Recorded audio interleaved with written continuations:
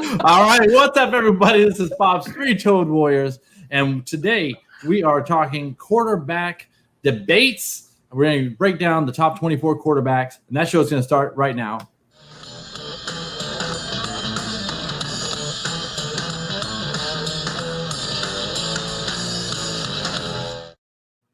Welcome back to Word on the Streets. This is Bob's Three-Toed Warriors from Studio 1329, and it's the Fantasy Football Hump Day Happy Hour. Too many words, still sticking with it. This is the second happy hour, and it's going off without a scratch. It's beautiful. Love it. Flawless. Let's go. So we're going to have the guys go around, introduce themselves, tell you where they can be found. Kyle, why don't you go first, sir? Oh, yes, sir. Appreciate it. Thanks for having me on. It's good stuff. You can find me on Twitter at KyleFFFellas. You can follow the SmackDown handle, FS SmackDown Pod, the Fantasy Football SmackDown, dropping at least once a week right now, getting set for 2020. And yeah, I think that's it. I write for some places. It's on there. Check it out on Twitter. Sounds good. Jernigan? Hey, everybody, at Mike Jernigan, JERNIGAN 79 on Twitter.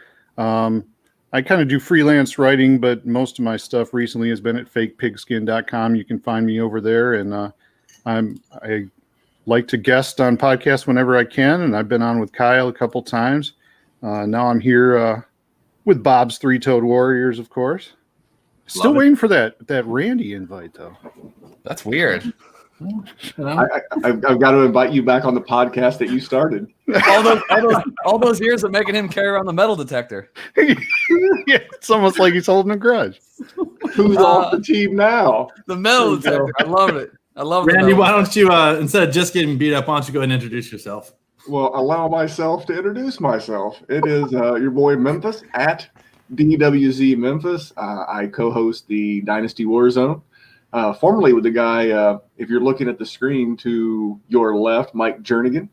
And now I host it with my buddy Jerry Sinclair. We drop every Wednesday. I do not write because I can barely speak. So who wants to read the way that I would talk? So I'm just hanging out with you guys here on some podcasts. Awesome. All right. I can be found at Bob's Three-Toed Warriors, on YouTube at Bob's Three-Toed, actually on Twitter at Bob's Three-Toed, on YouTube at Bob's Three-Toed Warriors. And the shows drop on Monday and Thursdays. And the bonus episode, which is the replay of this, goes off on Saturday. So without any further waiting, we're going to go right to the breakdown. We're going to go right to the quarterbacks. We're going to go to Dynasty quarterback rankings. And we're going to debate probably over maybe number 1 and number 2 here. I'm going to lump them together. We've got Mr. Patrick Mahomes, Mr. Lamar Jackson. So anybody want to defend one of these two? Anybody want to destroy one of these two? Good luck destroying these guys. Well, I'll take a minor swing at Mr. Jackson. Okay. Yeah. I would. It's not that is it repeatable? I guess that would be my biggest question. Is can we do it again? Yep. I'm very nervous about 401 passing attempts last year, and what's going to happen as more and more film comes out on this guy. No, I love his mindset. I love his work ethic. The T-shirt that he wore last year, nobody cares, work harder. I firmly believe this young man's looking to get better at being not only a football player, but a thrower of the football. But to take him where he is right now, you're drafting him basically at his absolute ceiling. I don't think he'll ever leapfrog Patrick Mahomes, especially in that offense with the weapons around him. So when you're this high up the mountain, there's nowhere really to go but down. And that's my fear, especially in a startup. Now, if you got him last year or in his rookie year in 2018, then you basically hit the lottery and you can cash out, you can hold, you're kind of in a great spot. But if you're doing startups right now, you're kind of gambling a little bit because all these defensive coordinators have been locked in their basements and rec rooms and God knows where else they drafted from. And they've been doing nothing but crunching Lamar Jackson film. And it's not like, we haven't seen this movie before. Young quarterback takes the league by storm, and he doesn't have another pitch. He's got a great fastball, but once people pick up on that, what's next? So I'm not saying it's not repeatable, but based on where you have to draft him, that's where my nervousness gets in. So I'll throw it back to you, Bob. All right. Anybody disagree with that or agree with that firmly? Either direction? Well, if I may, something to kind of piggyback on what Randy was saying is right now kind of coming out is Lamar Jackson is sort of doing this thing where he's courting Antonio Brown.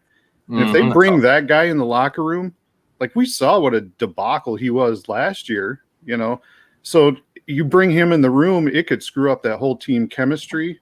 And you already have the, injury risk with running as much as he does, which, he was fortunate last year, but is that sustainable? And all the, things that Randy talked about as far as repeatability. I think he's definitely a candidate to fall down a spot or two. Yeah, I could totally agree with that. And I think that's part of the reason why he's getting pushed behind Mahomes. Plus, they often say that the running quarterback doesn't have the same longevity, right?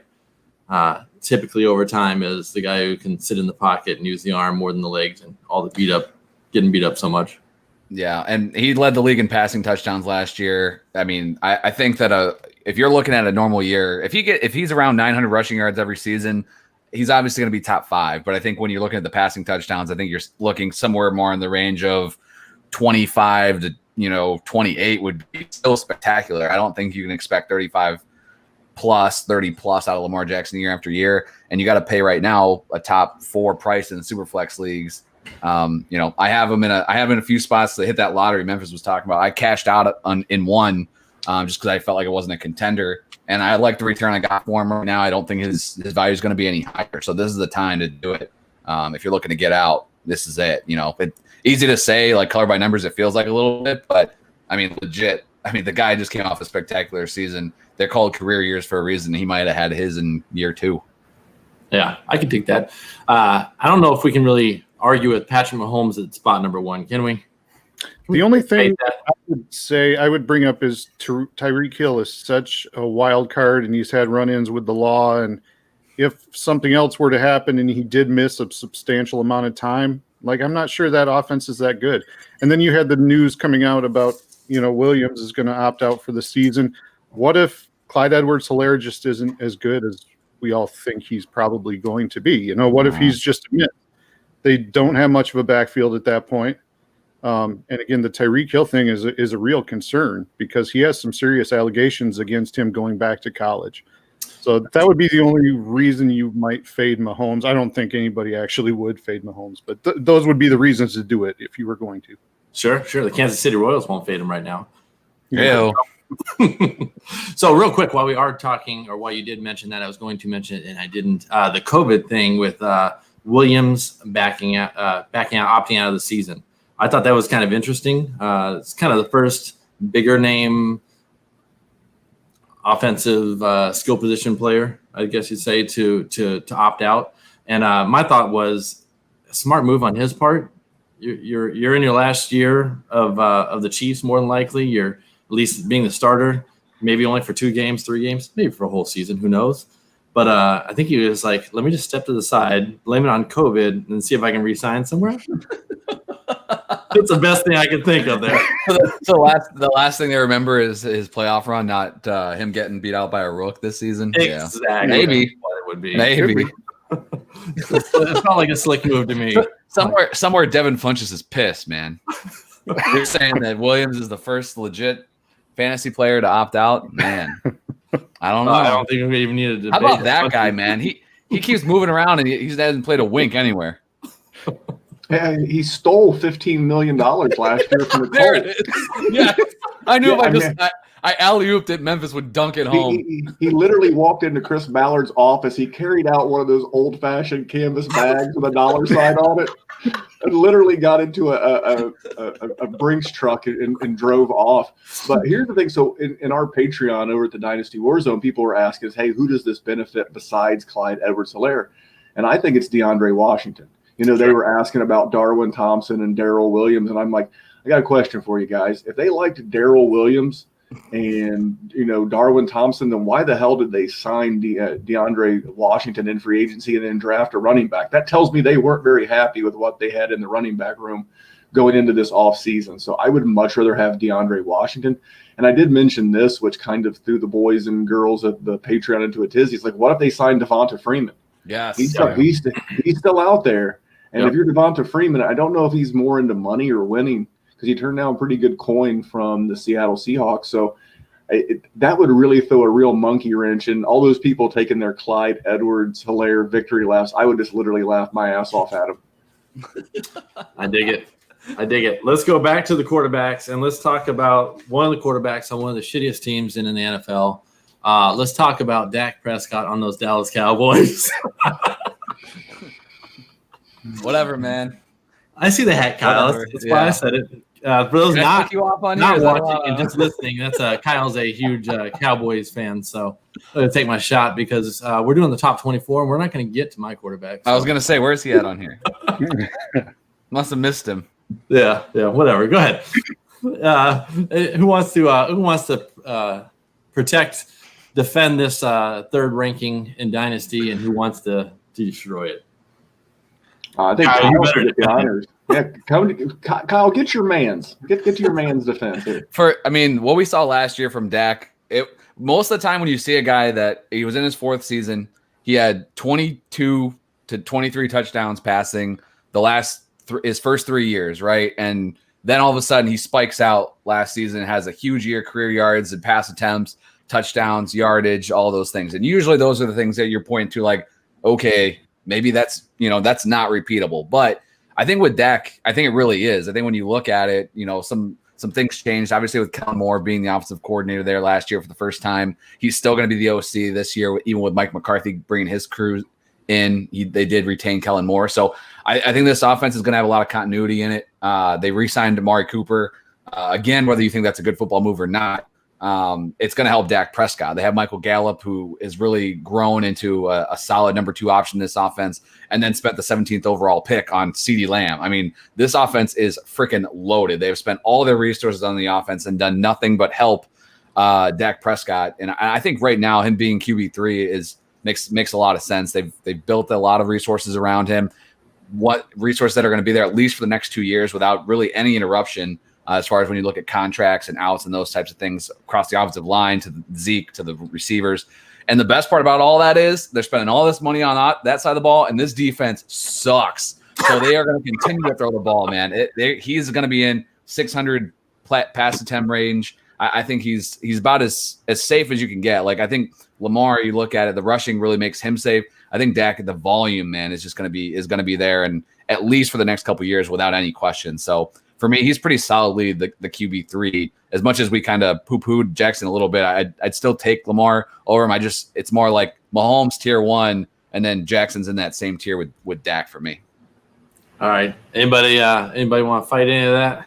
No, I want to champion it. I mean, just get out your pad and pencil and let's start checking boxes. What's Dak missing? He's been a QB1 every season that he's been a quarterback. Check. He's played all 16 games. Durability and availability are great abilities. So I check. Great weapons. Check. Good offensive line. Check. A head coach that has produced QB1 seasons every year that Aaron Rodgers was healthy. And they're letting Kellen Moore run the offense still. And last year under Kellen Moore, he threw 4,900 yards, 30 touchdowns. Check, check, check, check. What more do you want? I mean, you could gamble, I guess, if you're looking for the new hotness.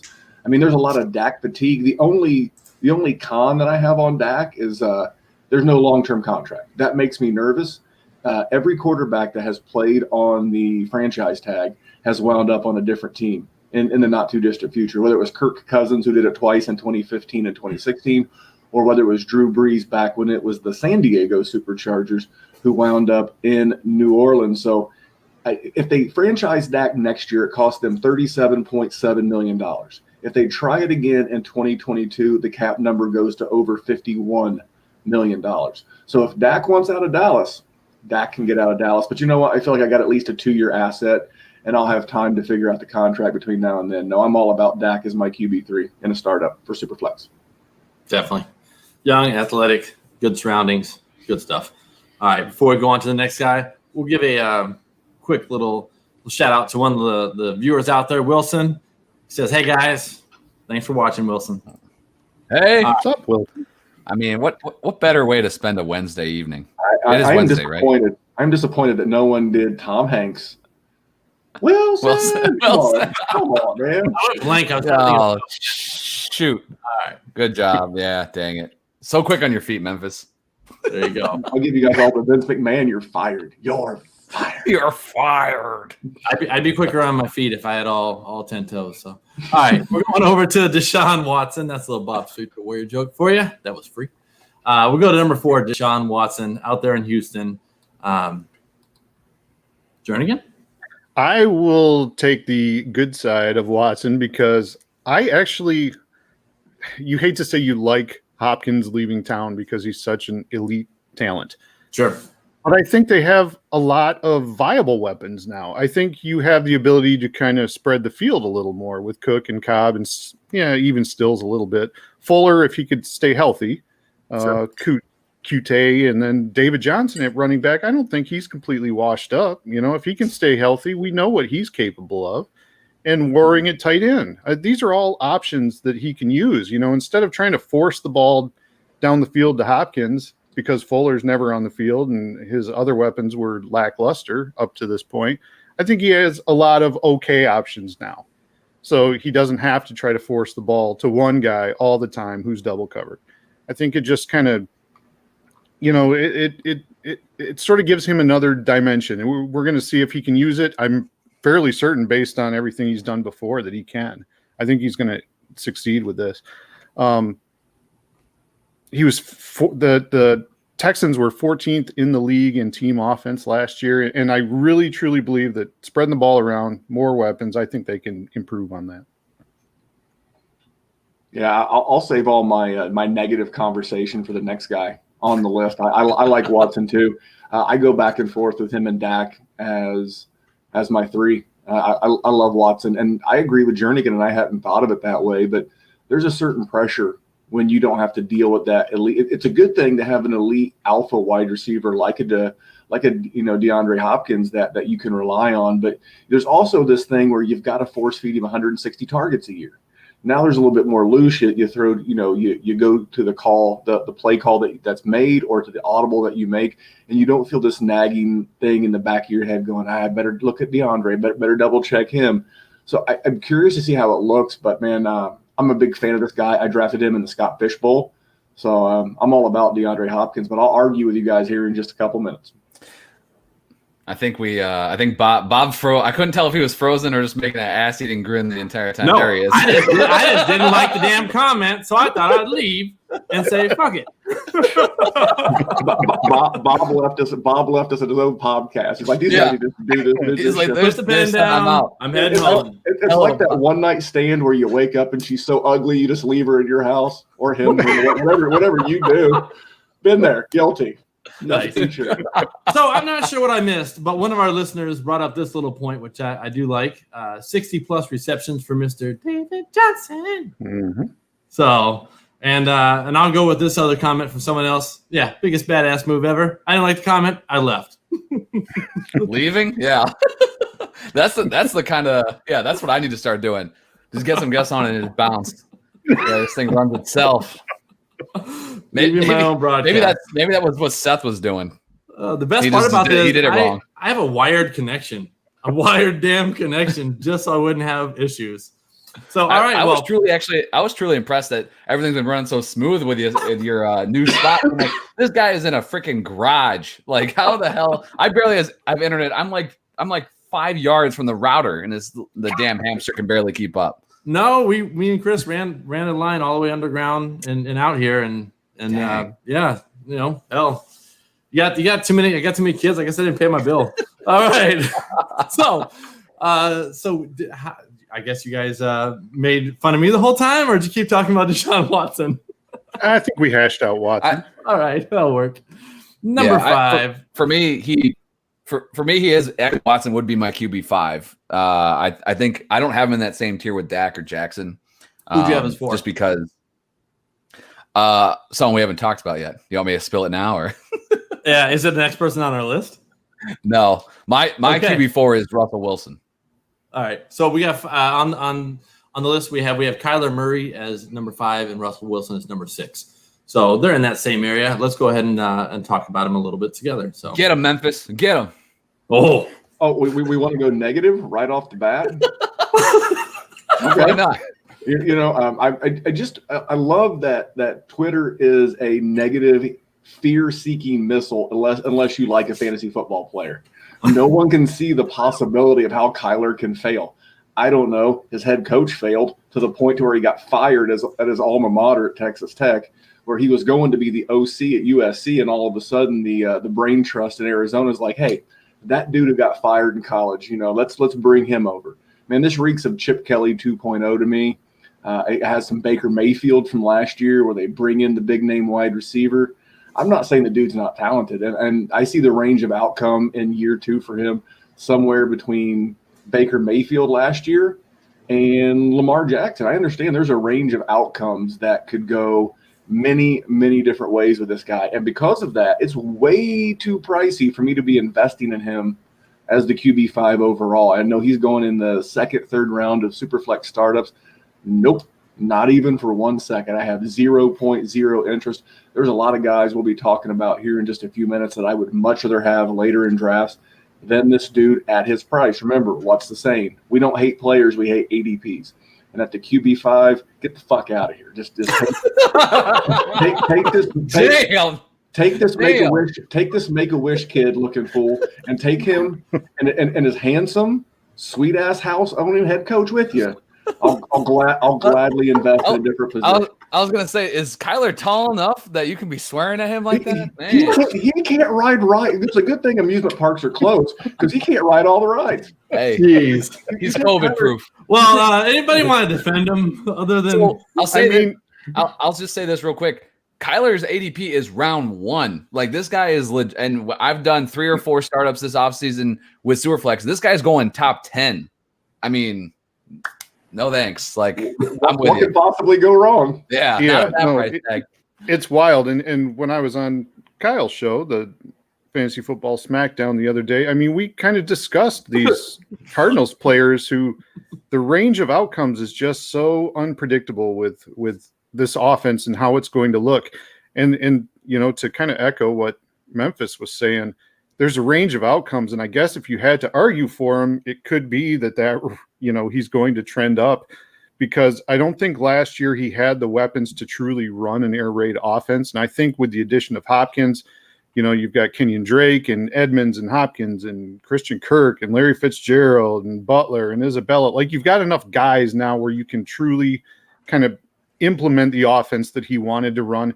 If it actually works, he could be better than some of these guys, maybe. I mean, if you're going to defend him, that's the way you're going to go. But there's too many question marks to be taking him where he's going right now. Nice. All right. I definitely agree with that. He does have a lot of good weapons, and that's the good part about it. It's a good problem to have. It's kind of like a problem that Dallas has in a sense. Just has a lot of good weapons around him. But he is a little expensive.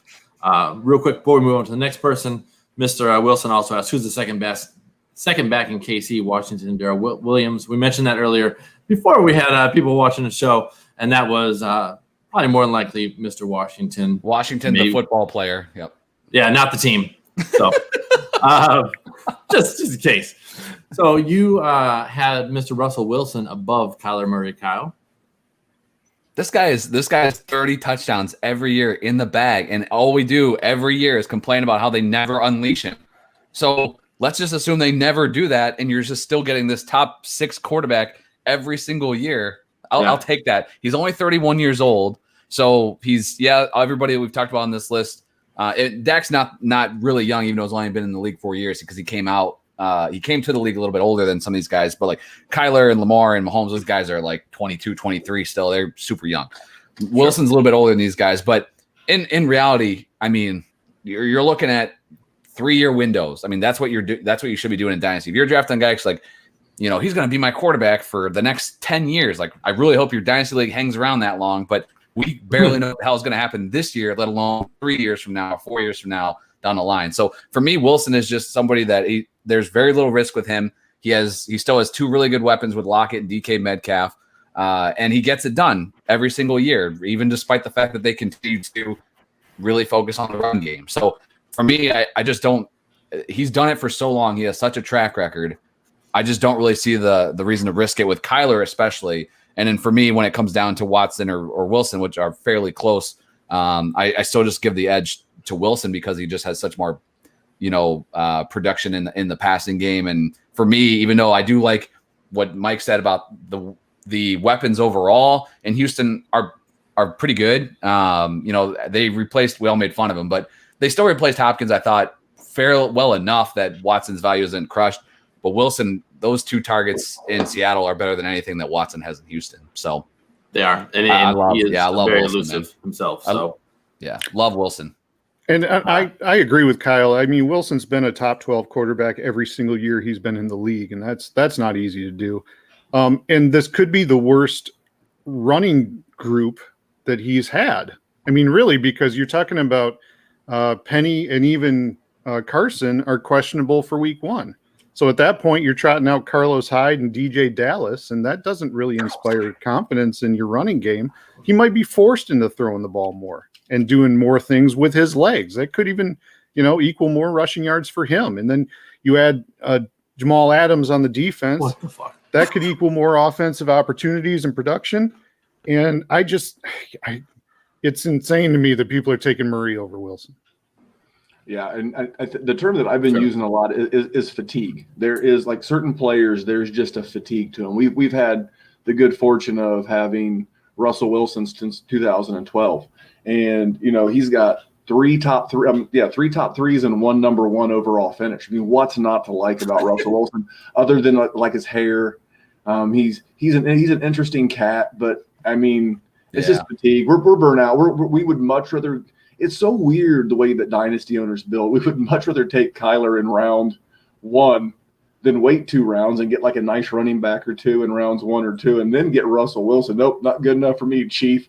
Give me that guy with the sketchy head coach who can't see over anything. Nope, it's just weird. It's just weird that we get bored. And I think the same thing would be going on if Andrew Luck was still in the league.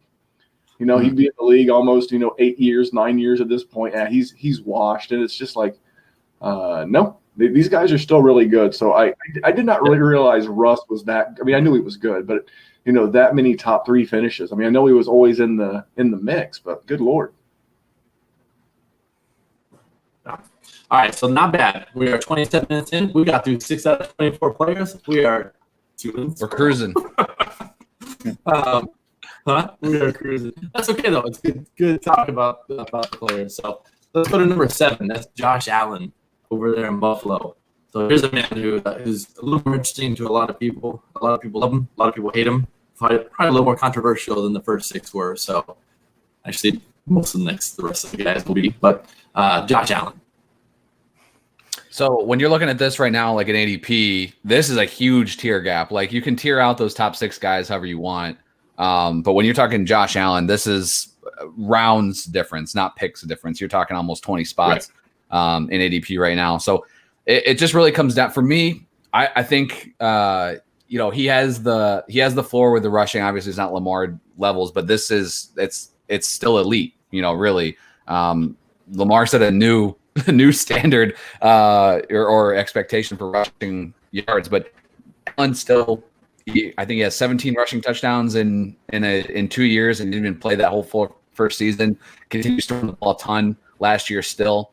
And only threw 22 passing touchdowns. I mean, I think that could go up slightly, but I just don't think he has the ability necessarily to jump into that top 6. He is kind of capped right here. I think similar to Jackson in a way that this is as high as I think he's going to be. I think there's a few of these names that are coming up here that could leapfrog him within the next year when we're talking about Josh Allen. And for me too, the biggest thing is you really have to look at how your QB scoring is. If it's 4 points per passing touchdown versus 6, like that usually doesn't make too much of a difference for me, but for Allen it would. So I don't mind him at 7 overall. He'd probably be a spot or 2 lower for me, but I do agree with that pretty distinct tier gap. I mean, we're talking dynasty rankings here. Josh Allen, to me, is my quarterback 12. I don't trust he's going to be around in 2 years. He's a. We kind of both like, yes. I mean, those are good. Like, yes. Last year, he had a 58.8% completion rate. And that is on this. If you were to go down this list of quarterbacks that we're looking at right now, you have to get down to quarterback 29 in Dwayne Haskins to find somebody lower than that. He is not an efficient quarterback. He doesn't have NFL accuracy. He makes terrible decisions. You saw him give away the game in the playoffs last year. If he doesn't make marked leaps this year, I don't know that they don't draft somebody next year. Well, sorry, go ahead, Randy. Where would they draft him? I mean, this is a team favored to win the AFC East. And, you talk about improvement. Yes, 58.8 is not good unless you had a 52.8 as a rookie. Right. But I bring that up as a point to say that he improved his completion percentage 10% year over year. He had 461 attempts, so he had almost 50% more attempts year over year, but yet raised his passing percentage. He added 1,000 yards to his passing. You go across his stat sheet over at Pro Football Reference, he improved in every single category. I mean, every single one. His passer rating as a rookie, 68%. As a sophomore, 85%. His rushing average is the only thing that went down. His yards per rush went from 7.1 to 4.7, but he had 9 rushing touchdowns. I mean, this is a guy that he's going to plateau at some point. Yes, I agree. But I can also argue that I don't think you've seen the best of Josh Allen. And this is a team that's investing in Josh Allen. What they do for his sophomore season, brought in John Brown, brought in Devin Singletary, brought in Cole Beasley, drafted Dawson Knox. What they do this offseason, they brought in Stephon Diggs. This is a team that continues to build. I know we got a Mitch Trubisky fan in the house, I'm pretty sure. This is what happens when you take a limited quarterback and you build an offense around him. The head coach, I'm drawing a blank on his name. They know he's limited. The offensive coordinator knows he's limited. So what they do, they put him in a position to be successful. He's done everything, he and Lamar for the class of 18. It was supposed to be Baker, Darnold, and Rosen. And the real fantasy goodness has been Allen and Lamar because they're in better situations with better head coaches. So no, I think 6 is too high. But I think this is a guy that if he takes another step this year, and maybe one more final step in year 4, you may not hate it as much as people think. All right. So we got a little hate there. Let's slide over to Carson Wentz at number 8 on this list. He is end of the Sean third. McDermott. There we go. Jesus. Sorry. I was like, who the hell is that guy? He's bald, Whoa. Oh, so yeah. Whoa. Barely. That's why I got my good side, not my bad side. Sorry, Carson Wentz. My bad. Carson Wentz, nuts. who's also not bald. Who wants to talk about the man that needs to stay healthy and have receivers on the field to have someone to throw to other than his tight ends? Anybody want to talk about that guy? Before Kyle does, because Kyle, as the arch rival of the Cowboys, should speak on this. What does Marcellus Wallace look like? He's Marcellus. Black. Do you guys remember Wallace? Pulp Fiction? Are you kidding me? He's black. He's bald. God dang it! You guys are the pop culture references on this show have got to pick it up a notch. I had never seen Pulp Fiction, to be honest. What? I'm leaving. Which button removes yes? Hold on. One of these buttons remove the ejector button. Yes. God dang. All right, keep going, Kyle. I could have sworn it was on. I recorded the other night. I saw it on that was the wrong history button. Channel. There we go. I'm just me now. All right. Welcome to Pop Culture 101 on the streets. Well, I'm not psyched. I'm not Carson psyched Wentz, about Wentz. number 8. No, get him. No, he's got very limited weapons. Alshon Jeffrey's in danger of being placed on the PUP already. It's a lot to ask Deshaun Jackson, and by the way, who's had his own issues off the field. Yep. And rookie Jalen Reagor to shoulder like a huge load in this offense.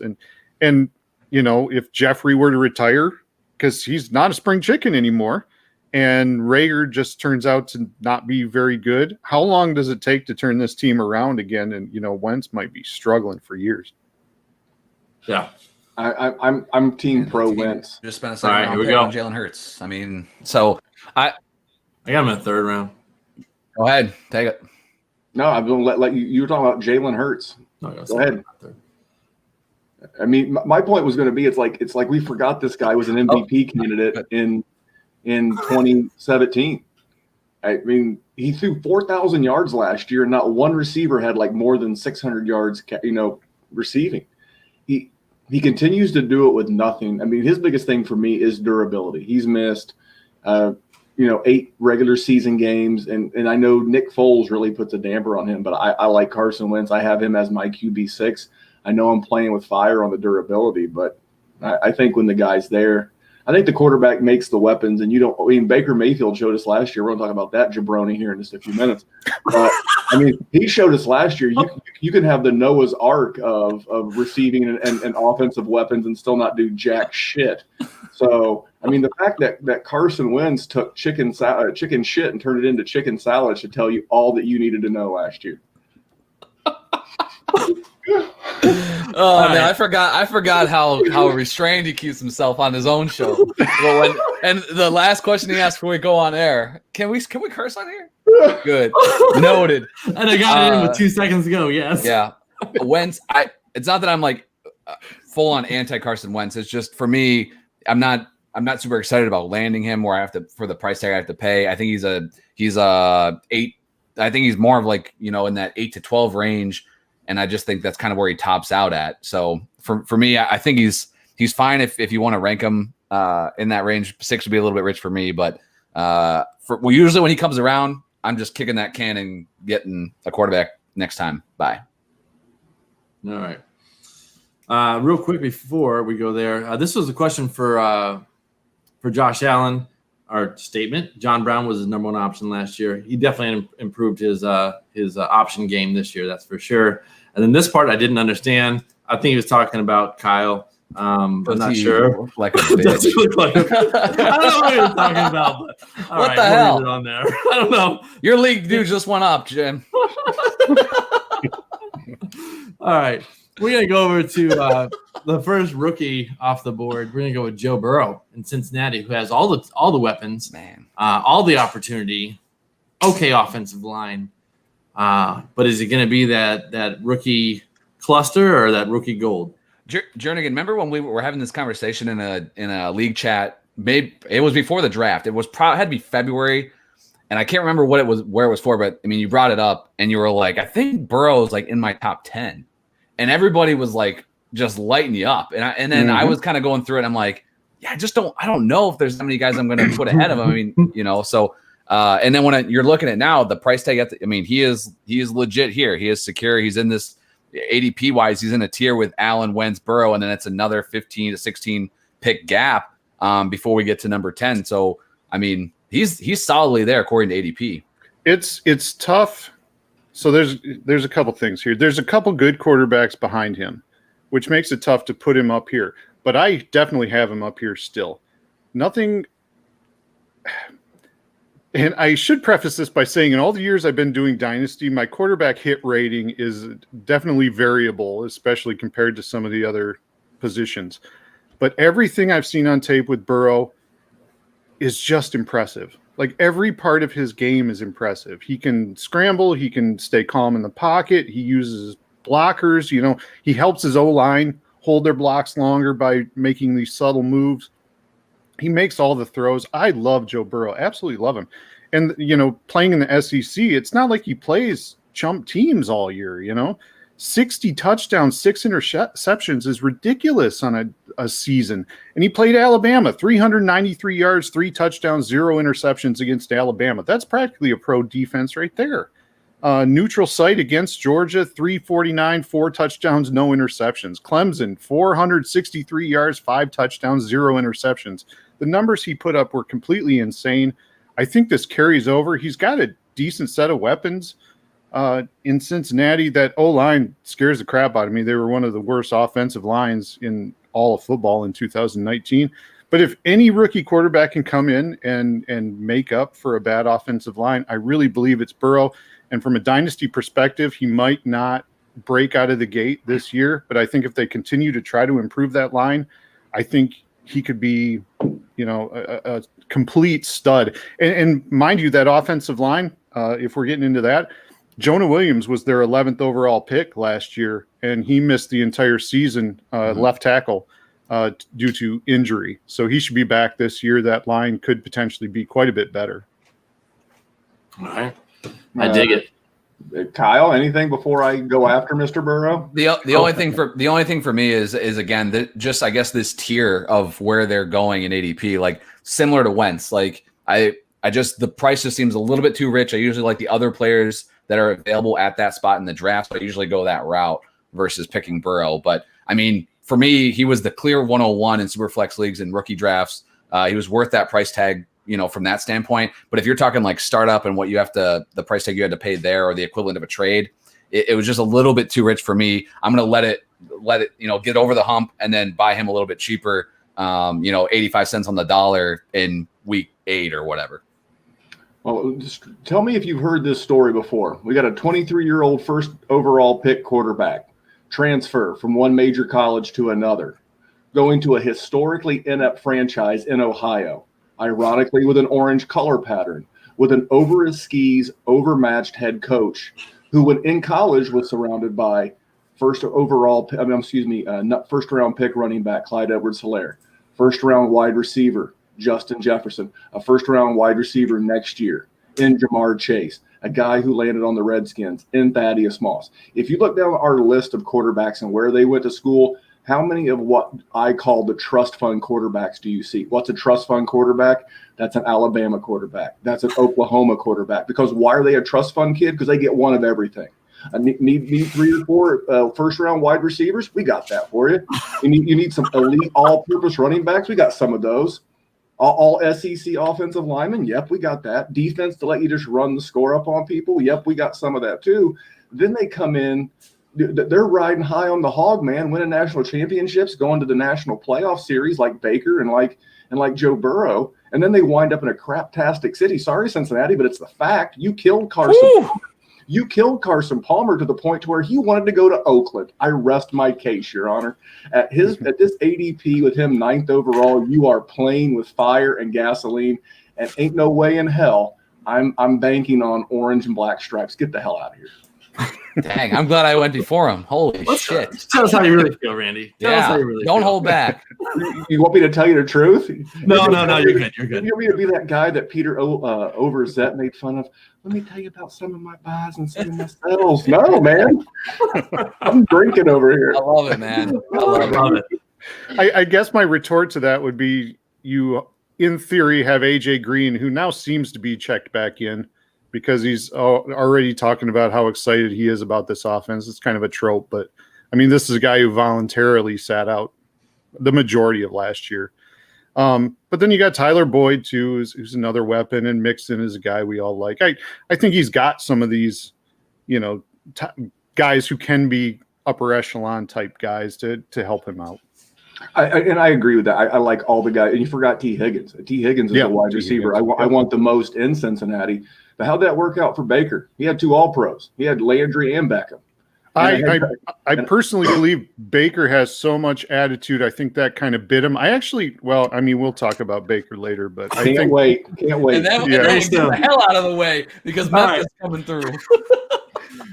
All right. Memphis, what's in that glass, buddy? What's in the glass? Just a little bourbon. A little. It's small glass, not much for. That's like a 2-ton Yeti there. I had bourbon too. Yeah. No, I'm fired up to be on the Word on the Street podcast. I love it. Why I have water over here. I got my beer. It's empty already. I've been trying to have to stay hydrated to listen to all this Memphis preaching. Switch to beer as well. All right, let's go on to one and a half rounds later. Let's go to Matt Ryan. So we go from the young rookie.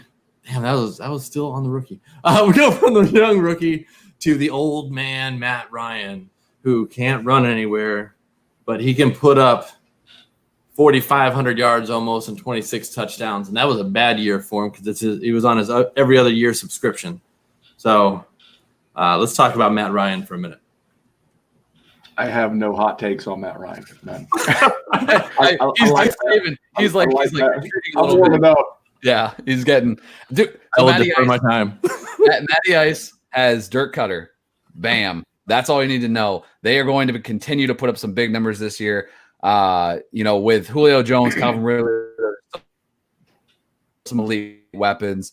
It just really it comes down to where you're at with your team. If you're contender for this year and next, you can go get Matty Ice and feel good about it. If you're looking for 2022 success, this is not your guy. You know, he might be there in 2022, but you can cash out a little bit early now and focus on his replacement over the next year or two. So for Matt Ryan, it is literally that easy. I think when you're talking about Burrow or Wentz or Allen, those are both now and later guys. Even again, speaking of that short window earlier, Ryan, for me, if I'm a contender, this is a guy that I'm going to get and trying to, get him at a discount because, he's 35, 6, whatever. And, he's not going to help your team if you're approaching a non-contending team. So if you're talking about just 2020, he's at QB7 for me. So, take that for what you hit, Will. And I'll just say this real quick is that, he's only thrown 4,000 or more yards 9 straight years. And then you can go 10 years. He's had 20 or more touchdowns. And if you throw out the 20 in 2017 and the 21 in 2015, he's not had less than 26. And we remember, some of those every other years. But this is a guy who, yes, he is capable of throwing 20 touchdowns, but he's also capable of throwing 38 like he did in 2016 and 35 like he did in 2018. So you take the good with the bad with Matt Ryan, but he's the guy that you can draft at, right around the QB1, QB2 break point. And if you're a contender or you want a solid asset, in this day and age, I think he's like 34, 35. He's got 2-3 good years left. He plays in a dome 8 times a year, once in New Orleans and good weather in Florida. 10 of his games are in favorable conditions, great weapons. So, and much like Dak, a shitty defense. Well, what more could you want? Yeah. Hell yeah. Gotta know where to take offense that or no, this defense is good shit. All right, so I don't think we're gonna destroy Matt Ryan much, and it's an even year. So if history provides itself, say this, I think he's the most expensive of like a very smart crew. Most expensive of what? I was saying he's the most expensive of a very similar crew. So we haven't got to those guys yet, but of a similar crew, I think there's some other guys that are getting pushed down in ADP and they're way cheaper, but similar in my opinion what they can do. Got it. Similar upside. Okay. Number 11, Daniel Jones. Let's get back to the youth movement for the dynasty. So he is number 11, and where's his stats for last year? Daniel Jones. You had 500 yards. No, here it is. Just right. I want to call 3,027 yards. So a little bit over 3,000 yards, 24 touchdowns. So. And that was in 12 games. So give him another third of it. So he was on pace for 4,000. Not bad. It's on pace for 32 touchdowns. Not bad. He never had all of his weapons on the field at the same time. The only time he had all his receiving weapons on the field at the same time, the 3 receivers and Ingram, was one game, and Saquon didn't play. So we on top of all that, Jason Garrett coming in, new offense, new coaching staff, a lot of question marks. Again, I just with all these guys outside of the top 6, the price tag just seems a little pricey. And if you hit on him last year, kind of similar to what Memphis was saying about Lamar, like if you got Daniel Jones at that cheap price tag, which I know I did, I know Memphis was on that train last year, scooping him up in Superflex leagues at a ridiculous discount. You're feeling good. Like you're feeling real good about that. But for startups, I just feel like, again, these guys are just a little too high in ADP for me. He's way too high in ADP for me. He's my quarterback 17. Oh, wow. Dang. He was quarterback 20. What's that? Do you clean the shovel off? Burying that mofo. He was quarterback 24 last year.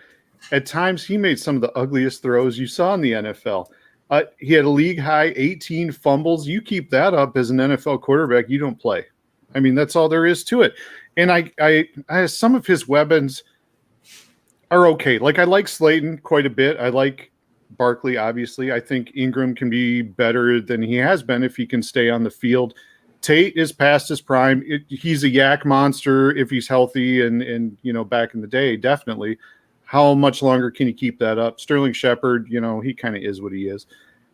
And frankly, I don't think I trust the front office to make this team kind of turn around in any kind of quick fashion. Those are my concerns with Jones, and there's guys below him that I would definitely take ahead of him.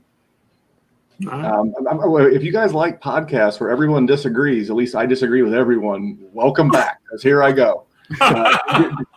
Daniel Jones last year, to Bob's point, he played 12 games, and in 4 of those games, he gave you 28 or more points. He's more than capable of winning you a week.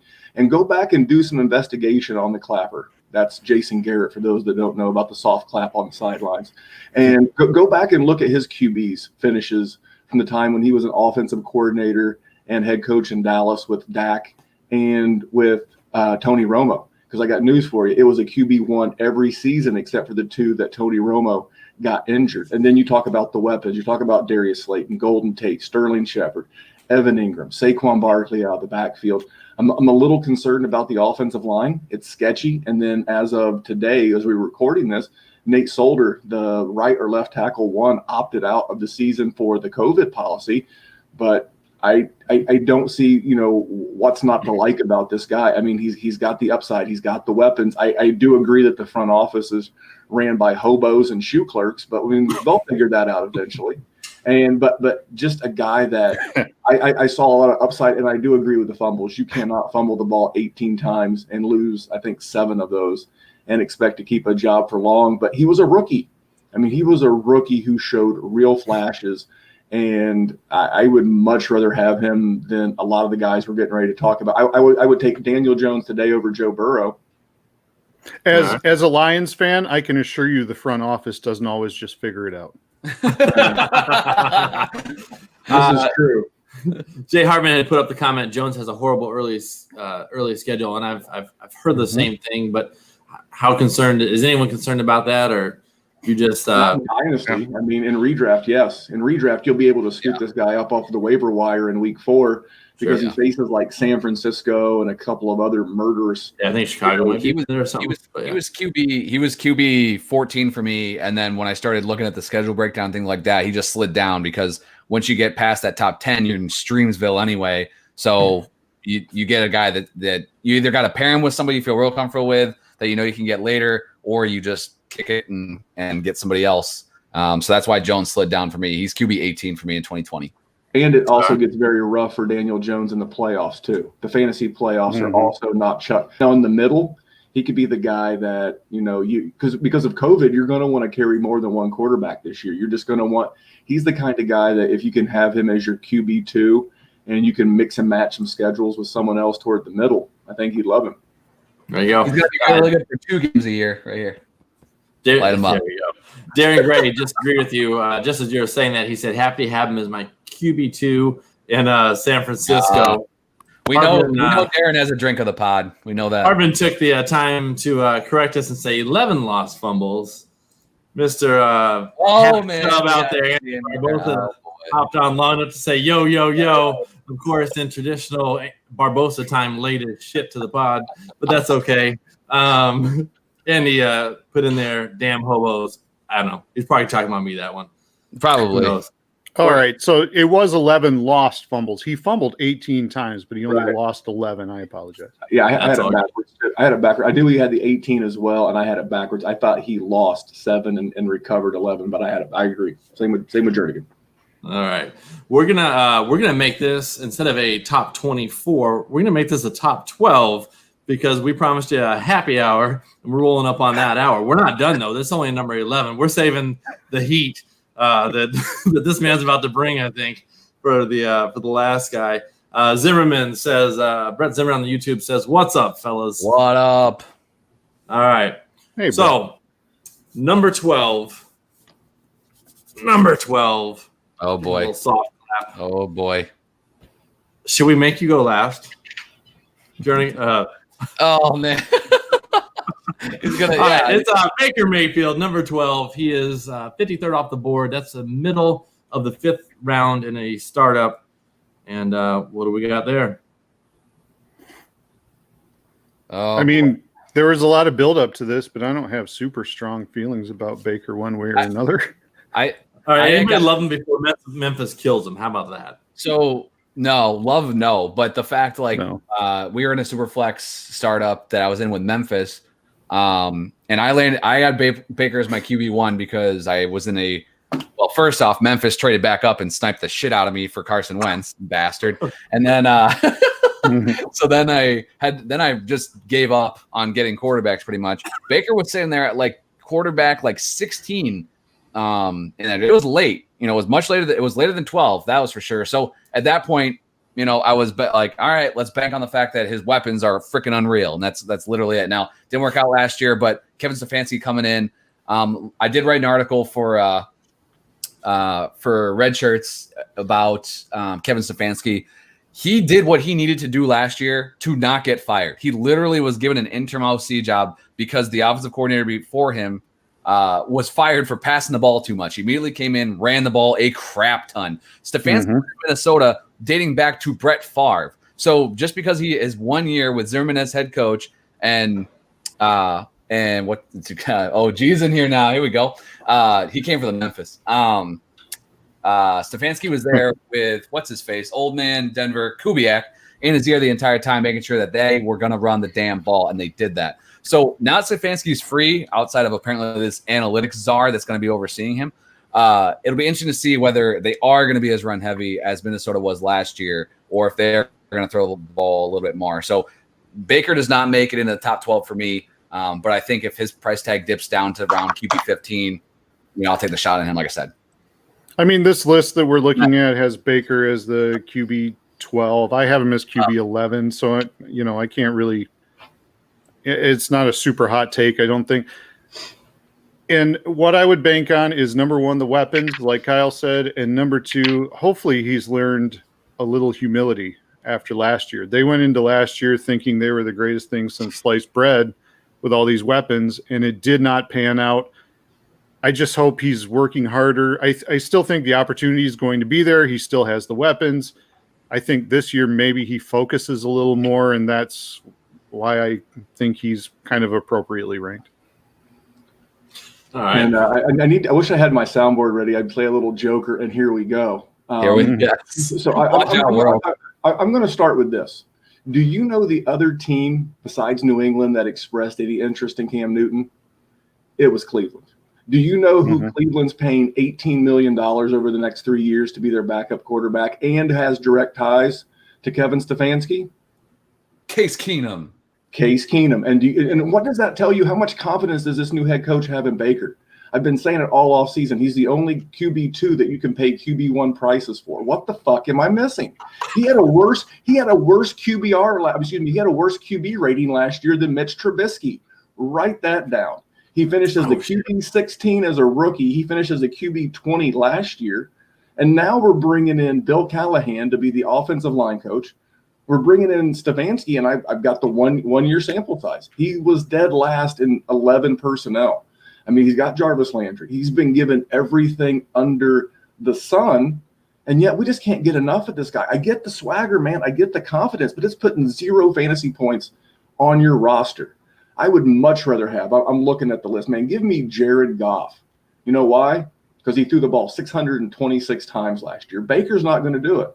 One of my 2 hot takes I'm down for on the season right now is that Baker Mayfield will be the worst statistical quarterback in the AFC North, but they'll lead Cleveland to the playoffs. Why? They're going to lean on Nick Chubb. They're going to lean on Kareem Hunt and this running game. You know, that defense last year did not give up 300 passing yards once last year. That is a good defense. And how did the Minnesota Vikings win last year? Oh, what do you know? They ran the ball, and Kirk Cousins had his worst QB finish in his career since he's been the starter. QB 15 was his worst seasonal finish. That's what you're hoping for with Baker Mayfield. You're hoping – and oh, by the way, Kirk Cousins did it in a dome. Baker's got to do it in Cleveland. Oh, he plays Pittsburgh twice. And he plays Baltimore twice. And Cincinnati invested a lot in the defense. This is not about Baker the guy or Baker the person. This is about volume and value. Baker is overvalued. You're paying way too much for him. And the volume, it's going south. How do you protect a quarterback that you're not too sure of? You run the ball. You bring in a fullback, which they did. You bring in an old stodgy offensive line coach in Bill Callahan, and you protect him. There'll be some nice play action here. Oh, and by the way, can't wait for Odell Beckham to potentially blow up the locker room the way Stephon Diggs did. You think if Stephon Diggs was the baby diva, wait till Odell Beckham, gets 63 catches this year. That locker room will go nuclear. The only thing I want anything really to do with this offense in general is the running backs. I love Nick Chubb. I love Kareem Hunt. But like I said before, and I will say again, Baker Mayfield's the only QB2 that you can pay QB1 prices for, kids. So there you go. Baker Mayfield. Damn. So that was solid. What's that Steve Smith quote where he's like, I want your mama to be embarrassed when she watches Sports Center next day, see how I did you like that? Right? Something like that. That's what Memphis does to Baker Mayfield. Well, and by the way, this is a fun stat with Odell that I kind of accidentally stumbled upon last year when I was writing a piece for somebody. But Sammy Watkins is somebody who you think of as super injury prone. He came out the same year as Odell Beckham. He's played one more game than Beckham in his career. Damn Lego shoe. Odell Beckham has not been a wide receiver one since 2016. If he doesn't do it this year, that will be a half of decade of non-wide. And again, he's the wide receiver 1-2 that you can way overpay for. Again, it just becomes such a narrative, and I'm very passionate about some of these guys. But at the end of the day, you're looking for three things. You're looking for value. So far, not too many. Like that's my number one concern about Lamar is that you're buying him at the peak of his value. It's my number one concern about Kyler. You're buying him very expensive, and there's not much room to grow. And the same thing with Baker. You're not getting any value. There's too many concerns, and there's safer options. Kyle mentioned it earlier with the likes of Matt Ryan, with Matt Stafford. You can build out a great running back room and a great wide receiver core because at the end of the day, it's about putting points in your starting lineup each and every week. And the biggest frustration for me as someone who likes to help people with Dynasty is people would like to lose with a really sexy roster as opposed to win with an ugly roster. It's the most confounding thing in the goddamn world. And yes, I cuss a lot, but I do love Jesus. And on that note, my internet connection dropped again. No, just kidding. All right, so that was the top 12. We are going to end it on that note. We appreciate everybody who is watching, who is chiming in, who is giving their comments. We got one more. What the fuck, Kyle? Not bearded up, letting the pod down. Beard. You don't even know. That's G, right? That's G. If Kyle doesn't for like 3 months, he'll come out looking like Joe Dirt.